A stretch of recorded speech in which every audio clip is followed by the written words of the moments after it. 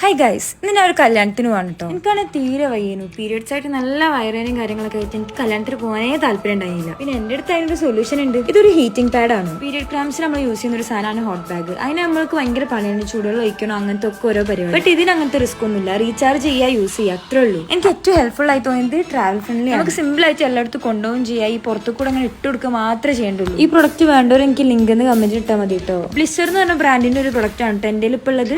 നല്ല അഫോർഡബിൾ ആയ റേറ്റിൽ പ്രീമിയം ക്വാളിറ്റിയിൽ തന്നെയാണ് ഈ സാധനം വരുന്നത്. ആർക്കെങ്കിലും ഗിഫ്റ്റ് കൊടുക്കാനോ അല്ലെങ്കിൽ വെറുതെ വാങ്ങി കൊടുക്കാനായാലും ഈ ഒരു സാധനം ബെസ്റ്റ് ഓപ്ഷൻ ആണ്. പിന്നെ ഇതിന്റെ ഫിക്സ് ചെയ്യലൊക്കെ നല്ല സിമ്പിൾ ആണ്. ജസ്റ്റ് ഒന്ന് മറ്റേ ബെൽറ്റ് പോലത്തെ സാധനം ഈ സൈഡിൽ കൂടെ ഇടുക, എന്നിട്ട് പവർ ബട്ടൺ ഒന്ന് നെക്കി പിടിച്ചത് ഓൺ ആവും. പിന്നെ നമുക്ക് ഓരോ മോഡ് ചേഞ്ച് ചെയ്യാം. ഞാൻ ഈ കാണിക്കുന്നതാണ് അതിന്റെ വെബ്സൈറ്റ്. ഇനിയിപ്പോൾ ഇത് വാങ്ങണം യൂസ് ചെയ്യണം എന്നുള്ളവർക്കൊക്കെ മോർ ഡീറ്റെയിൽസ് ഞാൻ താഴെ കൊടുക്കാം. ഇതുള്ളതുകൊണ്ട് എനിക്ക് ഈ ദിവസം അത്ര വലിയ പ്രശ്നമില്ലാണ്ട് അങ്ങോട്ട് പോയി. സാധാരണ എനിക്ക് പീരിയഡ്സ് ആയ ബെഡിൽ നിന്ന് എണീക്കാൻ പറ്റാത്തതാണ്. ഞാൻ ആരെ കല്യാണത്തിന് പോകുന്ന വെച്ചിട്ടുണ്ടെങ്കിൽ ഉമ്മാന്റെ കസിന്റെ മോളെ കല്യാണം കേട്ടോ. എന്റെ തറവാടിന്റെ അടുത്ത് തന്നെയാണ് കല്യാണം. പിന്നെ മുഖത്ത് എന്തൊരു സങ്കടം എന്ന് വെച്ചിട്ടുണ്ടെങ്കിൽ ഇന്നെ റിസൾട്ട് ചെയ്യുന്ന ദിവസമാണ് ആസായിരിക്കുന്നുള്ള തരത്തിൽ ഞാൻ അങ്ങോട്ട് പോയി. പിന്നെ നമ്മൾ അങ്ങനെ ഓഡിറ്റോറിയത്തിൽ എത്തിട്ടോ. പാർക്കിങ് നല്ല ഉണ്ടായതുകൊണ്ട് കുറച്ച് അപ്പുറത്തായി പോയി വണ്ടി നിർത്തിയത്. ഇതാ ഈ കാണുന്നതാണ് ഓഡിറ്റോറിയം. ഇന്നെന്തോ ഭാഗ്യത്തിന് കല്യാണപ്പേരിലൊക്കെ നമ്മൾ നേരത്തെ എത്തിക്കല്ലേ, നമ്മൾ വൈകുന്ന ചരിത്രം ഉണ്ടായിട്ടുള്ളൂ. പിന്നെ അവിടെ എത്തിയാൽ പിന്നെ ബോറടിക്കൊന്നുമില്ല. എന്റെ കസിൻ ഉണ്ടായിരുന്നല്ലോ. അപ്പൊ പിന്നെ എനിക്കെന്തിനാ ബോറടി. നമ്മൾ ആ ഒരു ആചാരം തെറ്റിച്ചില്ല. പെണ്ണിനെ കാണുന്നതിന് മുന്നേ ഫുഡ് കഴിക്കുക. അത് പിന്നെ നമ്മൾ ഇന്നും നമ്മൾ അങ്ങനെ തന്നെ ചെയ്തിട്ടുണ്ട്. എനിക്കാണ് പതിവില്ലാണ്ട് ഫുഡ് കഴിക്കാനൊന്നും വലിയ മൂടില്ല. പിന്നെ ഒരു കുട്ടി വന്നിട്ട് എന്നോട് ഇങ്ങനെ വ്ളോഗറിലേക്ക് വെച്ചപ്പോൾ ഉമ്മാന്റെ മുന്നേ ഞാൻ കുറച്ച് ഓവറാക്കി ഫുഡ് കഴിച്ചിട്ട് നമ്മൾ നേരെ പെണ്ണിനെ കാണാൻ പോയി. ഇല്ലെങ്കിൽ മോശമല്ലേ,